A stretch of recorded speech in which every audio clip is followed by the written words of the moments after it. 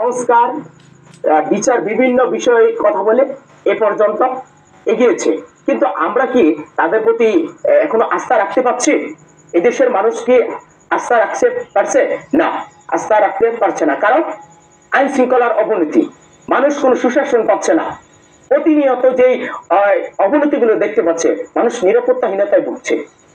আগামীতে দেশকে যদি সঠিক জায়গায় নিতে হয়, সঠিক পথে পরিচালিত করতে হয়, আগামীতে ত্রয়োদশ যে জাতীয় সংসদে একটা সম্ভাব্য তারিখ ঘোষণা করা হয়েছে ফেব্রুয়ারির প্রথমার্ধে, সে নিয়ে সরকারকে আগে উচিত কাজ করা, নির্বাচন নিয়ে সঠিক পথে কাজ করা। এদেশে নির্বাচন হয়ে গেলে আমার বিশ্বাস যে দেশে একটি গণতন্ত্র সৃষ্টি হবে এবং মানুষের নিরাপত্তা নিশ্চিত হবে এবং জনগণের জবাবদিহিতার একটা জায়গা খুঁজে পাবে।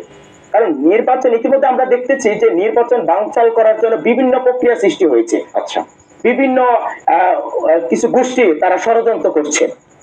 আমরা দেখি, আমি যদি একটু কথা বলি, যে কিছুদিন আগে আমরা দেখেছি জগন্নাথ বিশ্ববিদ্যালয়ে জুবায়েদকে মেরে ফেলা হয়েছে, জগন্নাথ বিশ্ববিদ্যালয়ের ছাত্র।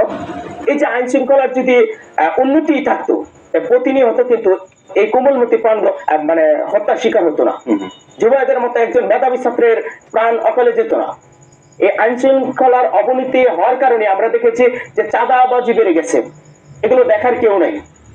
একেবারে মাঠ প্রশাসনও কিন্তু সেভাবে ভূমিকা রাখছে না। আচ্ছা, জনগণ নিরুপায় হয়ে গেছে। জনগণ নিরুপায় হয়ে যাওয়ার কারণে কিন্তু আমরা দেখতে পাচ্ছি যে প্রতিনিয়ত সরকার বিরুদ্ধে কথা বলছে তারা।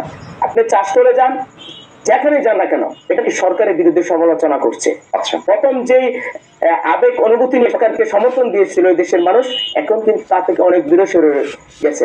কারণ এই সরকারের উপরে কতটুকু আস্থা রাখা যাচ্ছে তা কিন্তু এখন বলা যাচ্ছে না। কারণ আস্থা কিন্তু অনেক অনাস্থা দেখা যাচ্ছে ইতিমধ্যে। সরকার যেই কার্যকলাপগুলো করছে আগামী নির্বাচনকে কেন্দ্র করে, সেগুলো কিন্তু মানুষকে আশাহত করতে পারে করেছে, মানুষকে আশার বাণী দেখাতে পারে নাই। আমার মতে দেশকে যদি সঠিক রাস্তায় না নেওয়া যায়, ভবিষ্যতে আমাদের কিন্তু অনেক অবনতির দিকে যেতে হবে এবং ভয়াবহ পরিবেশ সৃষ্টি হতে পারে। আমার সময় অপেক্ষা করছে। জি জি, আমরা আপনাকে